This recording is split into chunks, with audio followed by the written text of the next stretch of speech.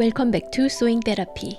I'm Sarah. Instead of our usual step-by-step sew-along, I wanted to share an inspiration video for the Henrietta skirt. I absolutely love all kinds of skirts, but this one completely caught my eye. Even though I was a bit short on time, it was a project I just had to make. And I'm sure many of you have it on your sewing wish list already. I will be taking you through my entire making process, from selecting a size to the finished look, so you can get a real feel for the flow of this project and what to expect when you dive into making your own. Let's get started.